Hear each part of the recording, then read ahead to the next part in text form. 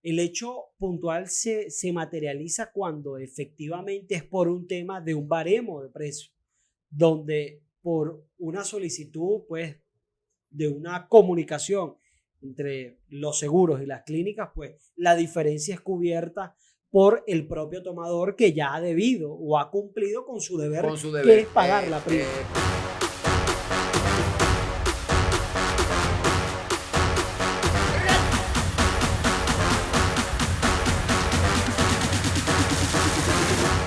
Saludos a nuestros seguidores. Esto es Derecho Cinético, un podcast de Linares y Asociados. Terminando, un gusto saludarlo. Igualmente, doctor Linares, bienvenido pues, a todas y a todos en este podcast, este nuevo podcast que estamos realizando el día de hoy y que va dirigido pues, a toda la gente que nos sigue, que nos escucha. Bienvenido, doctor Linares. Así es. Hoy queremos disertar un tema muy importante y es el velo corporativo. El velo corporativo. Es importante y esta disertación es necesaria porque muy poco se ha conversado sobre este tema.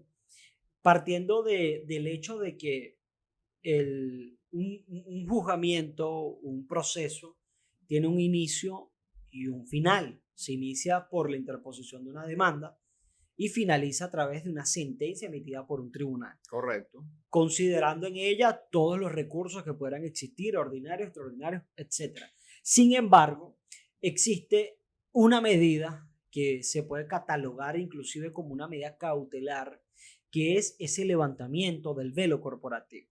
Partiendo en principio que se ha caracterizado en el derecho mercantil el velo corporativo como ese velo que existe dentro de una organización cuando esta organización se ha fijado, se ha construido desde un punto de vista que no le es sencillo al sistema de juzgamiento, a la administración de justicia, de velar quiénes son sus participantes o accionistas, cuáles son los bienes que estos tienen, etcétera, etcétera. Entonces se genera esa confusión inclusive entre socios, patrimonios, socios donde existen inclusive empresas donde se crean fideicomisos y a su vez empresas forman parte de otras empresas. Entonces al momento en que existe una persecución o para decirlo mejor, existe un proceso en el cual una de las partes requiera la ejecución del aseguramiento de algunos determinados bienes,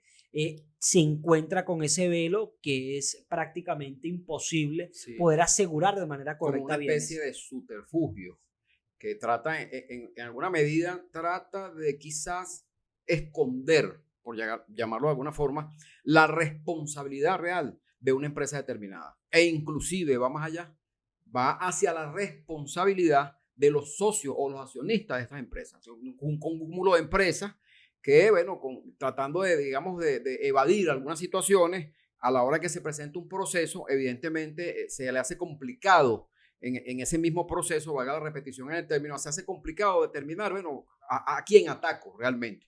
Eso es lo que de alguna forma se pudiera denominar como velo corporativo, como dice la palabra, pues un velo que trata de tapar la responsabilidad directa de algunos o de varios accionistas a la hora de una situación jurídica, un proceso que se le siga a esta empresa. Indudablemente se le hace complicado, en este caso al accionante, determinar la responsabilidad definitiva o la responsabilidad puntual en cada uno de esos accionistas. Claro, acá es donde uno demuestra, y de las empresas inclusive, claro, o sea, uno demuestra la necesidad porque efectivamente si un sujeto A quiere demandar a un sujeto B, pues este inicia su proceso con la esperanza de que con una sentencia y esa expectativa plausible pueda decir, bueno, una vez finalizado este proceso, yo me voy a proveer de bienes que ya han sido asegurados por medio de las medidas cautelares con el fin de asegurar pues esa demanda inicial, por ejemplo, si fue un daño patrimonial, un daño moral, etcétera, etcétera, haya allí algo provisto para hacerse esta parte accionante. El tema surge cuando en ese levantamiento de ese velo corporativo se da o se devela realmente que es un proceso en el que se trae a colación empresas o inclusive hasta personas que no fueron sujetos procesales en esa relación inicial. Es decir, un sujeto denominado Pedro Pérez tiene 3 empresas creadas, pero resulta que la empresa A es quien tiene la situación jurídica con el otro sujeto, pero estas empresas B y C tienen capital accionario dentro de esa empresa A y de una manera u otra generan actividad dentro de esa empresa A.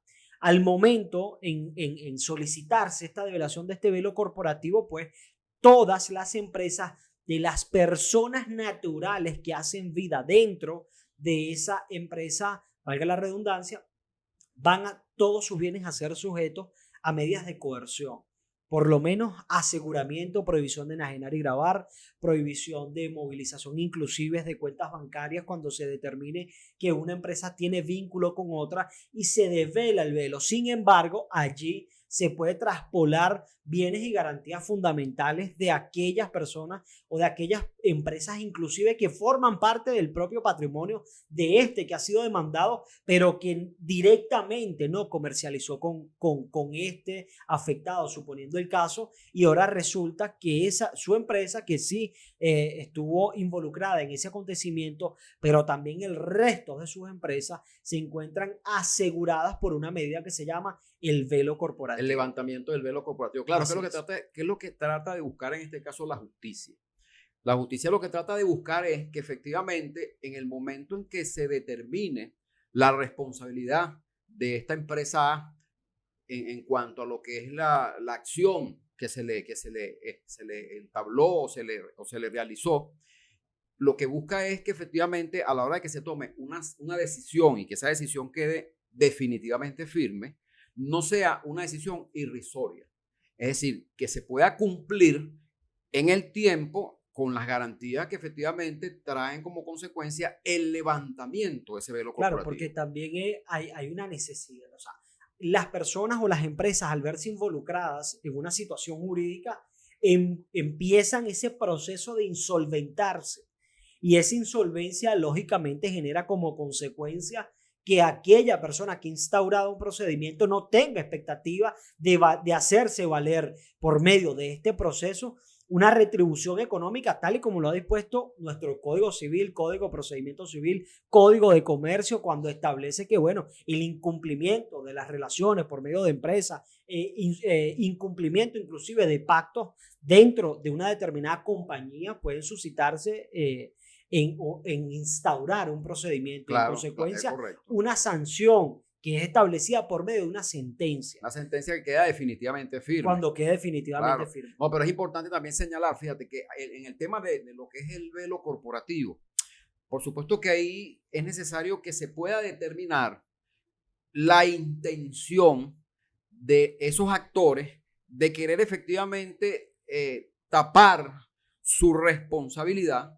creando esas otras organizaciones. Claro, el encubrimiento. Es correcto. O sea, tiene que haber una intención. Es decir, para que, por ejemplo, me puedan a mí, o en un supuesto, puedan levantar un velo corporativo, indudablemente tiene que existir la presunción de que hubo una intención de este sujeto A o de este ciudadano A de crear una empresa B, C y D precisamente para evadir cualquier tipo de responsabilidad. Por eso es algo que también es bueno que se determine, que efectivamente ese otro cúmulo de empresas fueron creadas precisamente para evadir la responsabilidad.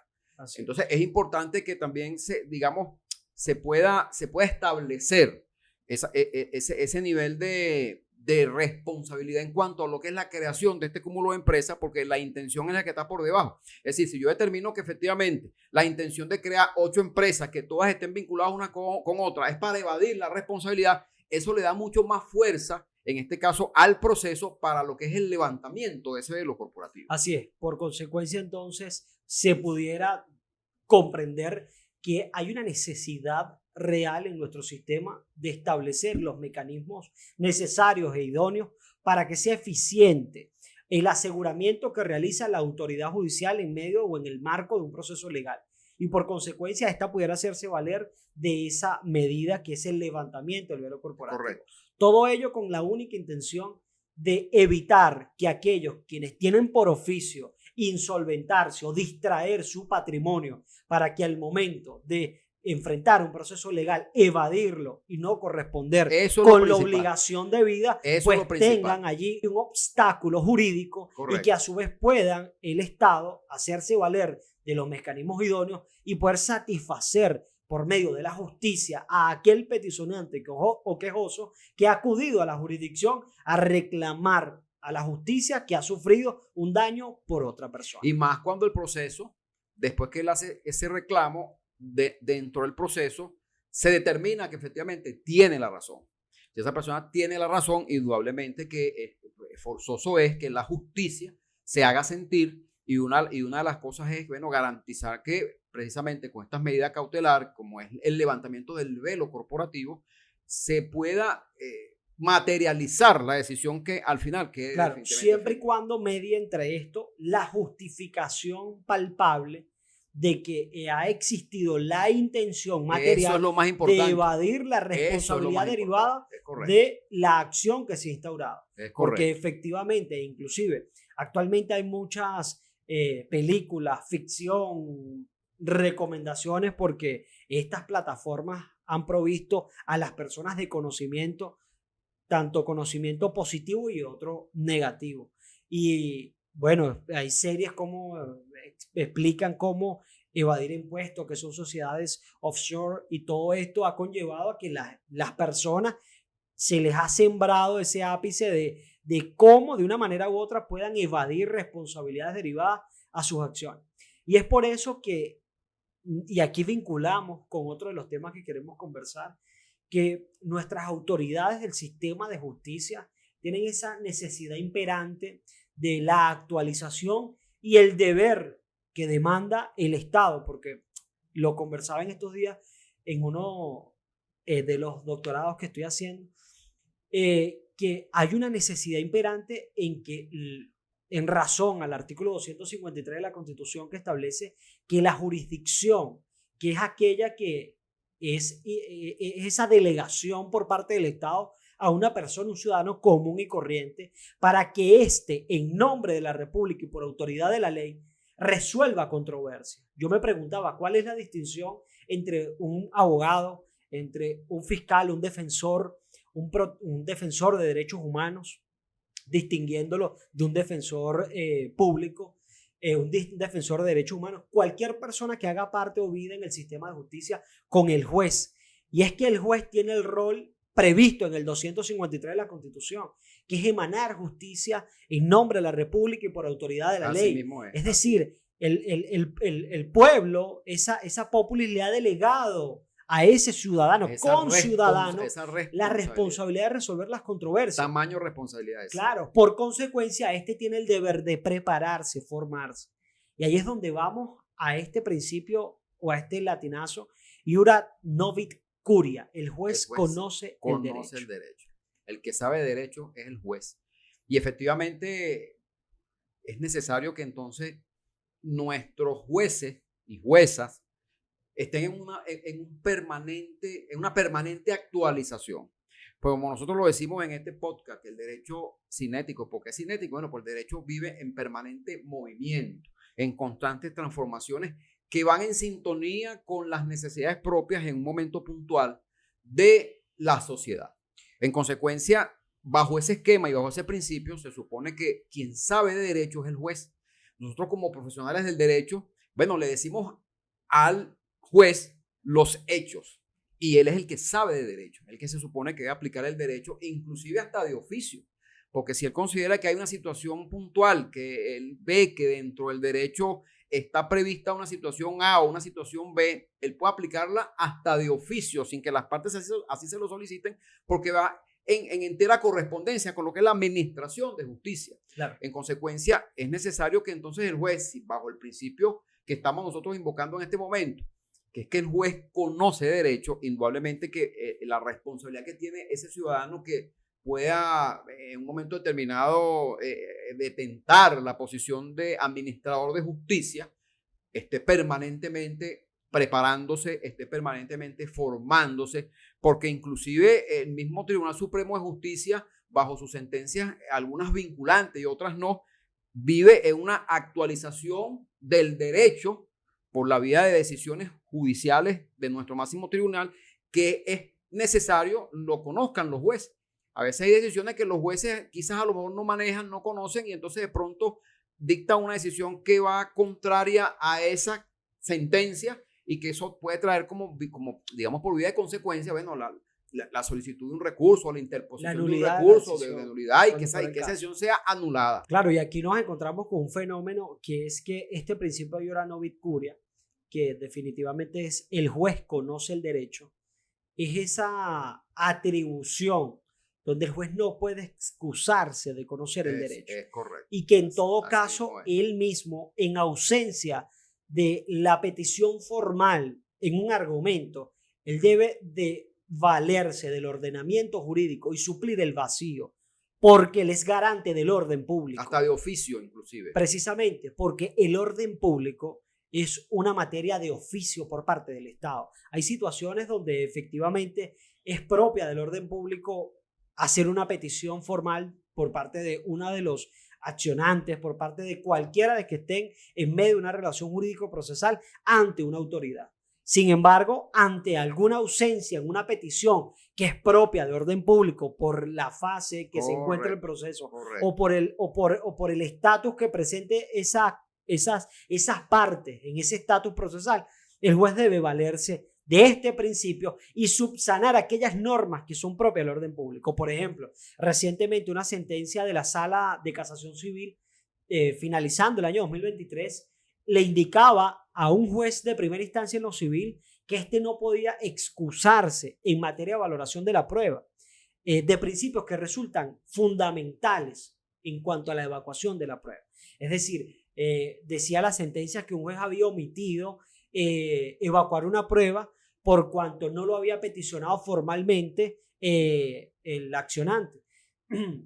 Y en todo caso, la sala le decía al juez que la sala de casación civil, porque todo esto tuvo sus recursos debidos, al final anuló todo el proceso, genera ahora una reestructuración de ese proceso que ya fue instaurado y llegó a esa etapa, ahora anula y retrotrae y ahora empieza nuevamente por un vicio que era sabido por el jugador, pero que este alegó que no aplicó la norma porque precisamente quien le correspondía alegarla no lo hizo. En este caso la sala dice, un momento, aunque no te peticionen el argumento que es debido para garantizar el orden público, debes asumirlo y plantearlo y hacerlo valer, porque es el orden público constitucional lo que está en juego ante una omisión de senda naturaleza. Entonces, creo que a efecto de lo que es nuestro sistema de justicia, hay un valor importante en este principio, inclusive desde el punto de vista del sistema penal per se. Y partiendo de este tema, realicé un artículo de revisión bibliográfica en el doctorado de Derecho Penal, en el cual hablé del iura novit curia en el sistema penal venezolano. Es decir, aquí habría que hacerlo con mucha cautela porque ya el código per se dice que las normas penales tienen carácter restrictivo, todo lo referido a su análisis. Sin embargo, en caso de que en una audiencia, por ejemplo, de presentación, una persona diga, bueno, un defensor de manera negligente o descuidada no sepa alegar jurídicamente la petición de libertad de su defendido, pues el juez de control debe reconocer cuál es el ordenamiento jurídico que ésta pretendió alegar y sobre la base de esta petición responder, porque no se le pudiera decir a un peticionante no estás invocando la norma jurídica que da valor a que yo me pronuncie. Correcto, porque no se trata de la invocación de la norma per se desde un punto de vista en un proceso oral como lo sería el penal, sino que el juez debe garantizar la resolución a cualquier planteamiento planteado, valga la redundancia, por las partes, porque para esto ha estado investido de autoridad. Inclusive hay otro tema, el referido a el iura novit curia en los magistrados de la Sala de Casación Penal, en cuanto se refiere a que estos pueden evidenciar los vicios en las denuncias en un recurso de casación y determinar cuál es la norma aplicable en caso de que haya ambigüedad en el planteamiento.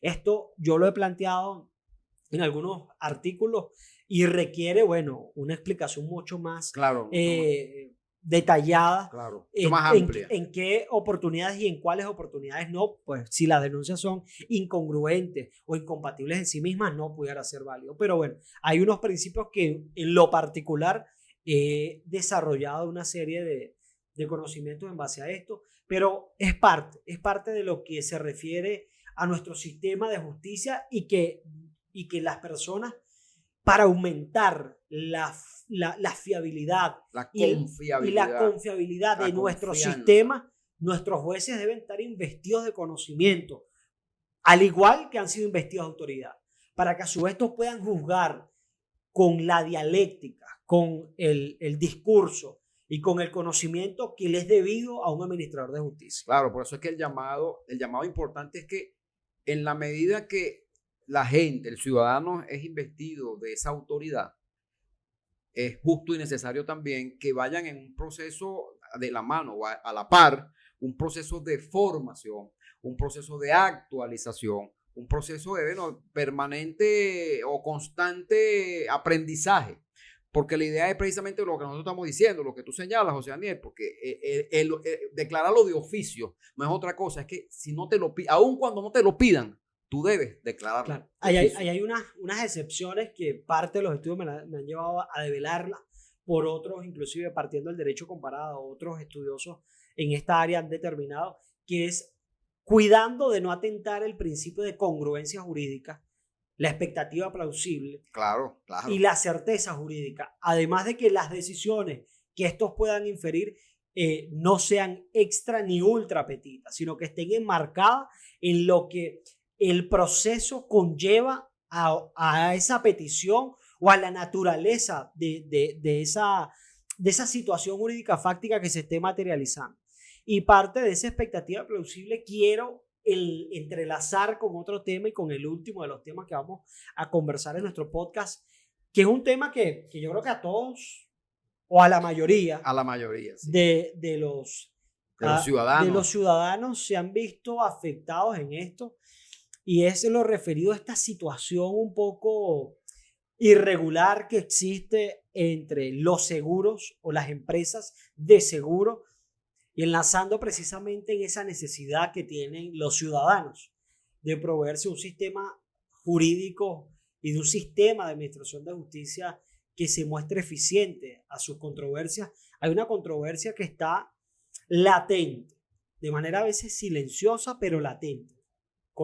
Está allí pues, colocamos en la red social X y algún nombre de empresa de seguro y vamos a encontrar controversias, y eso es lo que vamos a hablar. Esa diferencia que existe actualmente o esa incomodidad que sufre el tomador de un seguro al momento de acudir a una clínica privada y querer hacer valer su seguro, conociendo que existen esas categorizaciones de las clínicas tipo A, B y C. Al momento en que se acude a una determinada clínica, pues empieza ese trajín en el hecho de que el seguro tiene un baremo de cuánto cuesta cada servicio, y la clínica tiene también lo propio, cobra lo propio por su servicio, lo cual es un derecho. Sin embargo, el tomador del seguro queda en ese compromiso casi que desamparado en el hecho de que si quiere la atención en ese establecimiento médico, pues debe cubrir esa variación entre lo que el seguro ha admitido y lo que la clínica está cobrando. A todas luces es un tema que se resuelve con la intervención futura del corredor, cuando ya existe esa suma final del siniestro, cuánto fue el siniestro palpable económicamente hablando, cuánto fue la carta aval que se emitió y si se consumió o no el capital pues de esa carta aval.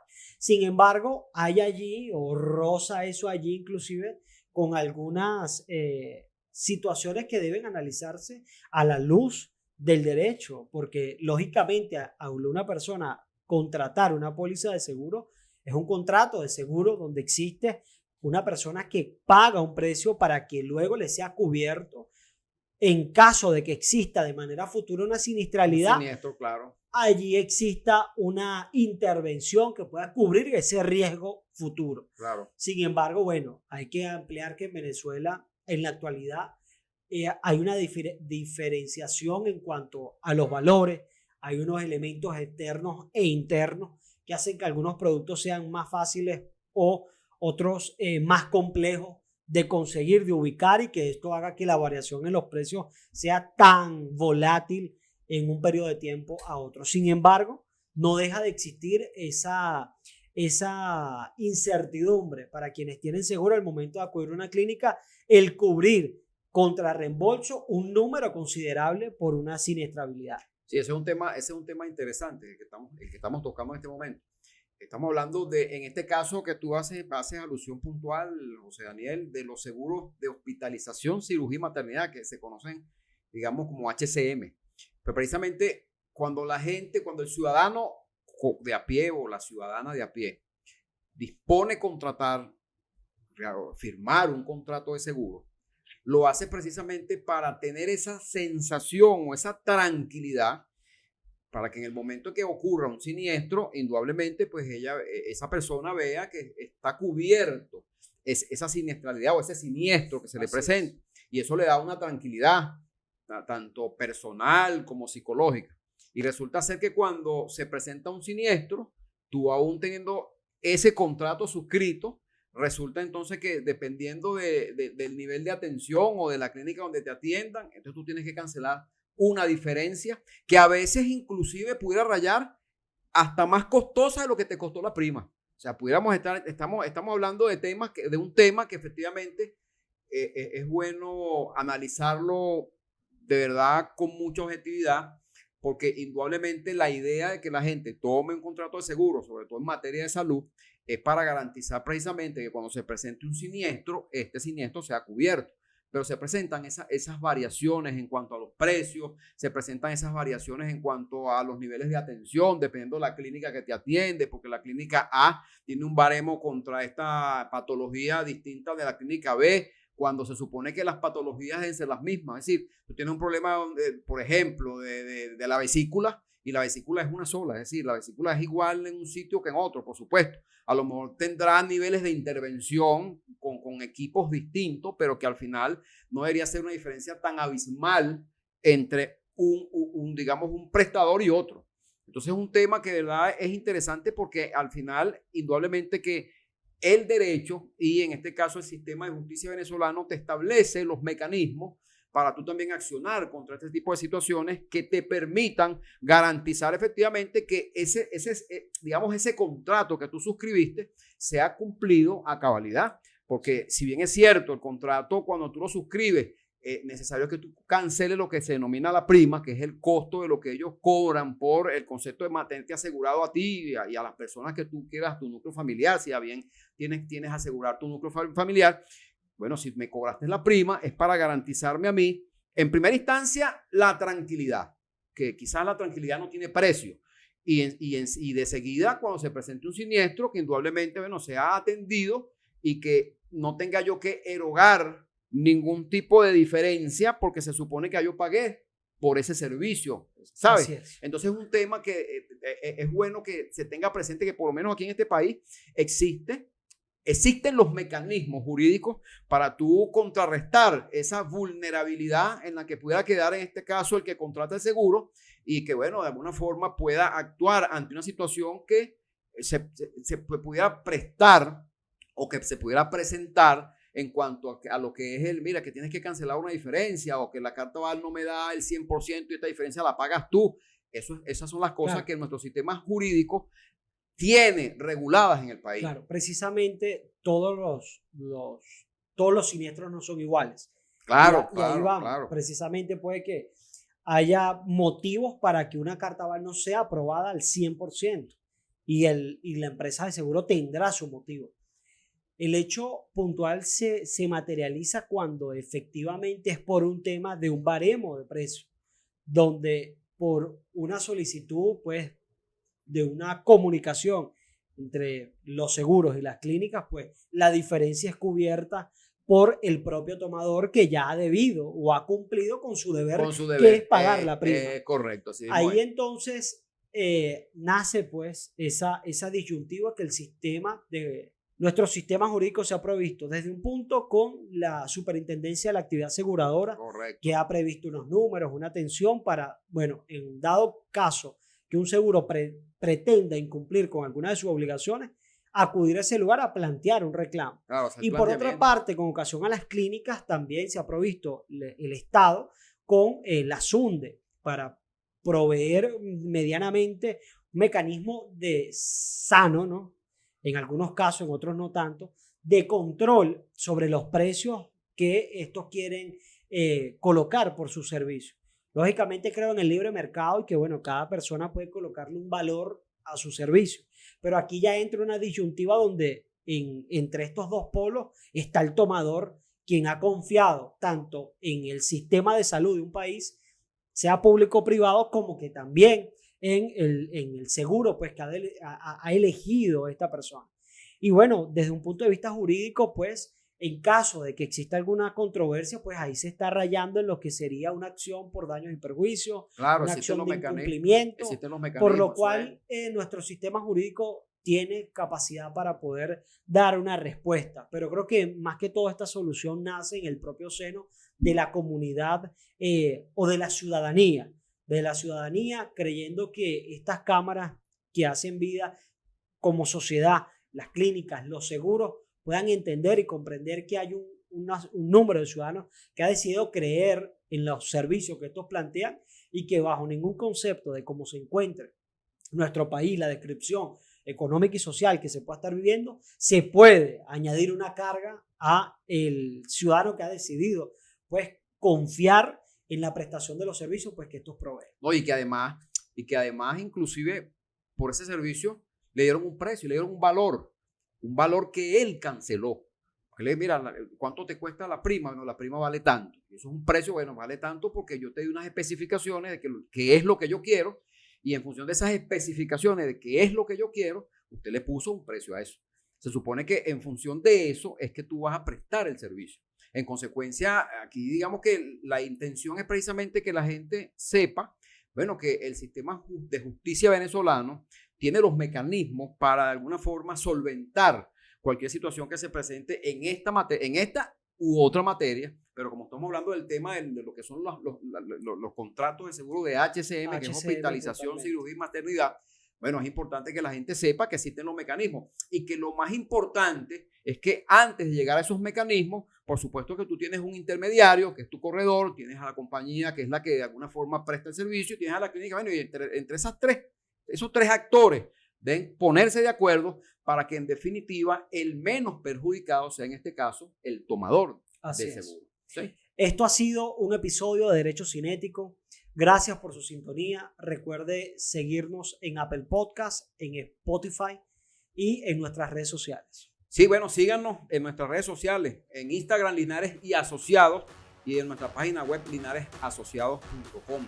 Gustosos estamos aquí para servirles. Esto ha sido Derecho Cinético. Hasta otro episodio.